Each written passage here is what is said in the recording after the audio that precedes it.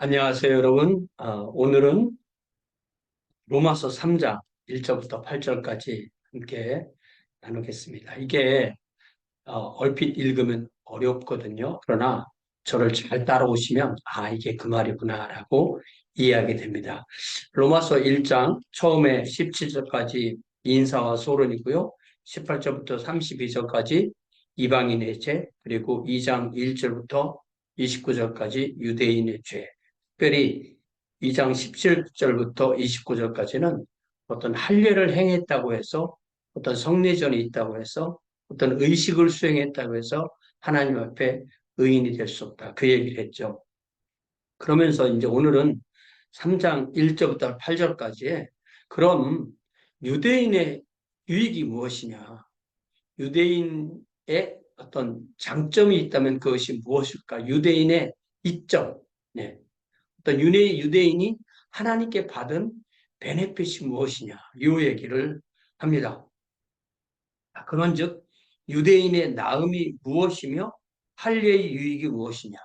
유대인이 하나님 앞에 선택을 받아서 할례를 받고 하나님의 백성으로 산다면 그들에게 할례 그 자체가 만약에 유익이 아니라면, 할례를 받았다고 자랑하고 하는 그런 어떤 겉으로 드러나는 것이 유익이 아니라면 정말 유익은 무엇이냐? 범사에 많으니 우선은 그들이 하나님의 말씀을 맡았다. 우리가 지난주에 출애굽기 19장을 통해서 그들이 하나님 앞에 언약을 맺고 하나님의 언약을 맺고 이방인을 백성으로 삼는 하나님의 제사장 왕국이 되었다고 그랬잖아요. 그래서 이스라엘의 가장 중요한 것은 이스라엘에게 하나님께서 계시, 즉 구약 성경을 보여주셔서 우리가 이스라엘이 남겨놓은 그 구약 성경을 통해서 하나님을 알고 또 그들의 삶을 통해서 하나님을 알게 된다 이 이야기죠. 그런데 사도 바울은 로마서 9장에서 유대인의 유익에 대해서 좀 더 자세하게 이야기를 하거든요. 자, 4절에 보니까 로마서 9장 4절에 그들은 이스라엘 사람이라 그들에게는 양자됨이 있다. 하나님께서 그들을 하나님의 백성으로 아답션, 양자했다는 거죠.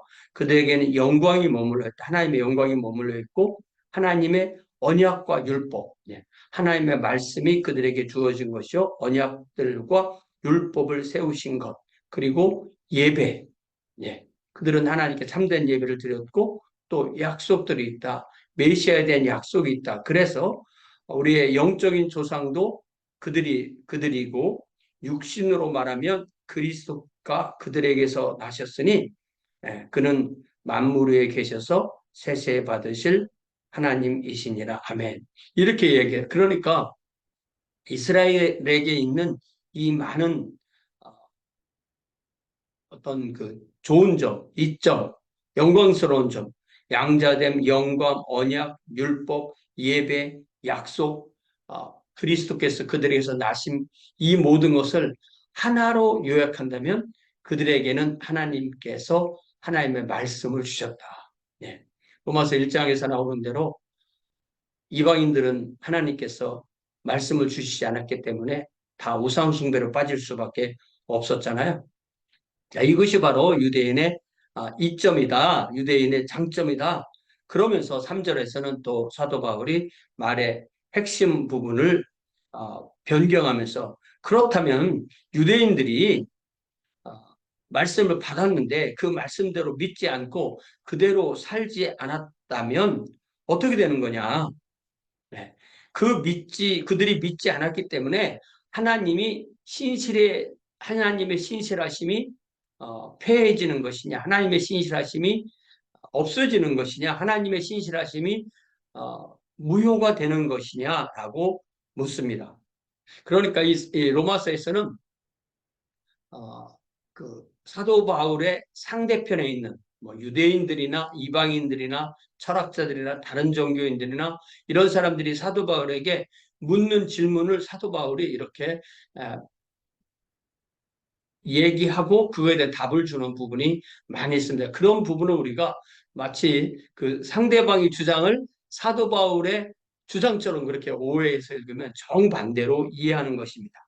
자, 그럴 수 없다. 예. 그들의 믿지 않았기 때문에 하나님의 믿부심이 패해졌다라고 주장하는 사람이 있는데 그럴 수가 없다 이렇게 말합니다. 사람은 다 거짓되지만 오직 하나님은 참되시다 할지어다라고 하면서 시편 51편 다윗이 바세바 범죄한 이후에 지은 그 시에서 기록된 바 주님께서 여호와의 말씀을 의롭다 함을 여기시고 판단받으실 때 이기려 함과 같으니라. 이 무슨 얘기냐면은 사람이 죄를 지으면 사람을 판단하실 하나님은 하나님의 존재와 하나님의 말씀으로 사람을 판단하는데 그 사람이 잘못을 했기 때문에 하나님도 잘못한 것이다. 그렇게 말하면 이건 말이 안 되는 것이다. 궤변이다 이렇게 말하는 거죠. 똑같은 말로 그러나 우리의 불의가 하나님의 의를 드러나게 하면 무슨 말을 하리요? 예를 들자면 빛이 있고 어둠이 있으면 이 빛 때문에 이 어두움 때문에 빛이 더 드러나니까 우리가 나쁜 짓을 해야만 하나님이 의로워지잖아요. 이런 걸 소위 궤변이라고 합니다. 궤변. 네. 말은 틀린 말인데 어떻게 막 쉽게 그렇게 반박하기가 어려운 그런 말들을 궤변이라고 하는데 이런 궤변, 소피스트리 이런 말들을 가지고 공격해오는 사람들에게 사도 바울이 참된 진리를 설명해 주는 거죠. 그러나 우리 불의가 하나님의 의를 드러나게 하면 무슨 말하리요? 라고 바울의 적대자들이 이야기를 합니다. 내가 사람의 말하는 대로 말하노니 이렇게 이제 그런 말들을 인용했다는 것이죠. 진노를 내리시는 하나님이 불의하시냐? 하나님은 기준이시기 때문에 사람이 잘못했다고 해서 하나님이 더 의로워지고 사람이 뭐 잘못을 안 했다고 해서 하나님이 덜 의로워지고 이러는 게 아닌 것이죠. 그래서 다시 결코 그렇지 아니하니라. 만일 그러하면 하나님이 어찌 세상을 심판하시리요.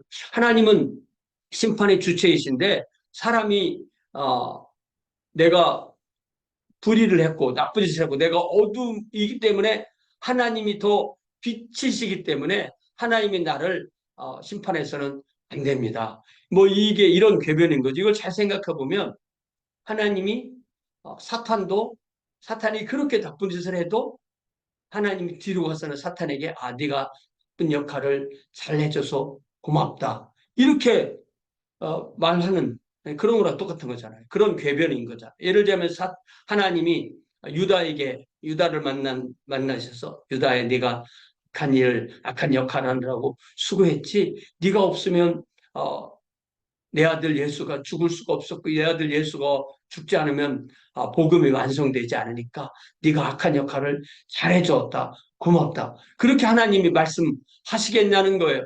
바로가 모세의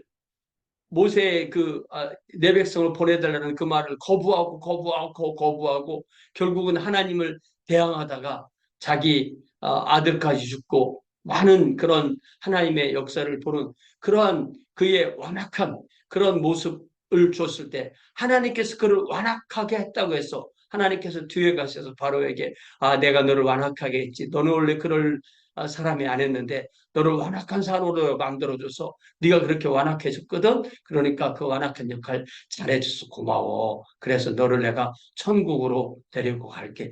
이렇게 하시지 않는다는 것입니다. 그렇기 때문에 사도 바울은 4절에서도 그럴 수 없느니라 6절에서도 결코 그렇지 아니하니라 만일 그리하면 하나님께서 어찌 세상을 심판하시리. 이게 보면요. 어떤 그 사람이 이해할 수 있는 상식선이라는 게 있잖아요. 이 상식선에도 못 미치는 것을 궤변이라고 합니다. 그러나 하나님의 복음은 우리의 상식선 안에만 머무르는 것이 아니라 때에 따라서는 어느 부분은 그 상식을 초월하는 우리의 이해를 초월하는 그런 부분이 있어요. 그래서 이런 부분을 전달할 때는 역설이라는 그런 패러독스라는 그런 기능을 가지고 복음을 전하게 됩니다. 그래서 우리가 우리의 이해로 그것을 이해하지 못했다고 해서 역설을 비진리로 이해해서는 안 되는 것입니다. 하나님이 사람이 되셨다. 이런 부분을 우리가 100%다 이해할 수가 없어요. 또 하나님은 삼위일체로 거하신다. 우리가 100%로 다 이해할 수가 없습니다. 그러나 그런 부분을 우리가 우리의 이해를 넘어서는 거예요. 그런데 이렇게 우리의 상식에도 못 미치는 궤변을 가지고 기독교의 진리를 공격하는 사람들에게 사도 바울이 이렇게 결코 그럴 수가 없다. 하나님은 불변하신다. 하나님은 진리의 기준이시다. 자기가 나쁜 짓을 해놓고 내가 나쁜 짓을 했기 때문에 하나님이 더 의롭게 드러났기 때문에 나를 벌해서는 안 돼요 라고 말하는 그런 궤변을 결코 하나님은 봐주실 수 없다. 이렇게 말합니다. 그래서 다시 7절에 비슷한 예를 드는데 그러나 나의 거짓말로 하나님의 참되심이 더 풍성하여 그의 영광이 되었다면 어찌 내가 죄인처럼 심판을 받겠습니까? 라고 또 이렇게 궤변을 늘어놓는 사람들이 있다면 또 그러면 선을 이루기 위하여 악을 행하자라고 그렇게 궤변을 늘어놓는 사람이 있다면 어떤 사람들이 그렇게 비방하고 또 마치 자기들이 그런 것처럼 사도 바울도 그런 것을 전하는 것처럼 그렇게 비방을 하지만 그런 모든 사람들은 정죄받아야 맞다. 이게 그 흙이 백이라고 백을 흙이라고 하는 그렇게 모든 가치가 뒤집어진 세상에서는 진리의 기준이 없는 거죠. 그런 면에서 오늘 우리가 읽은 이 본문은 참으로 중요합니다. 여기에서 사실 가장 중요한 말씀을 꼽으라면은 어떤 면에서 요 4절에 나오는 사람은 다 거짓되되 오직 하나님은 참되시다. 이 하나님은 참되시다는 이 기준을 버리고 나서는 아무것도 안 되는 거예요. 그렇기 때문에 우리는 어떻게 하면 예수 그리스도의 복음 안에서 하나님의 참에 우리가 동참할 것인가 이걸 얘기를 해야지 내가 나쁜 일을 하면 할수록 은혜를 더 받게 되고 그러면 더 하나님의 사랑을 받게 되니까 나쁜 짓을 더 해야 되겠다. 그런 이야기도 이제 6장에 가서는 나오거든요. 그래서 우리가 이런 궤변을 벗어버리고 궤변에 빠지지 말고 어떤 부분은 우리가 상식선에서 이해가 되지만 상식선에서 이해가 안 되는 부분은 하나님의 말씀을 믿음으로 받아들임으로 우리는 하나님과 동행하게 되는 것입니다. 그렇기 때문에 내가 기준이 아니고 하나님이 기준이시다. 하나님은 참되시다. 우리는 거짓되다. 그래서 우리 속에서도 가끔 그런 궤변 비슷한 그런 생각이 들어올 때 내 생각이 하나님의 말씀에 맞추어서 맞는지 맞지 안 맞는지를 우리가 알아야만 내가 심판주가 되지 않고 하나님이 심판주가 되는 하나님이 기준이 되신 하나님이 표준이 되신 하나님이 참되시다는 것을 우리가 깨닫게 되는 그런 하나님의 은혜 안에 머물게 되는 우리가 되는 줄로 믿습니다. 사랑의 아버지 하나님, 다시 한번 이 말씀을 통하여 저희들에게 기준이 무엇인지 진리가 무엇인지 또한 오직 참되신 분은 하나님뿐이라는 사실을 다시 깨닫게 됩니다. 우리가 세상의 궤변에 휘둘리지 않게 하시고 오직 주님의 주시는 이 계시 말씀을 통하여서 우리에게 주신 이 말씀대로 살고 또한 이 말씀대로 주님을 드러낼 수 있는 귀한 주의 자녀들로 인도하여 주옵소서. 예수님의 이름으로 기도하옵나이다. 아멘. 예, 돌아오는 주일은 4월 첫째 주일이죠. 우리가 함께 모여 주님을 예배하고 또 연합으로 함께 모이겠습니다. 고맙습니다.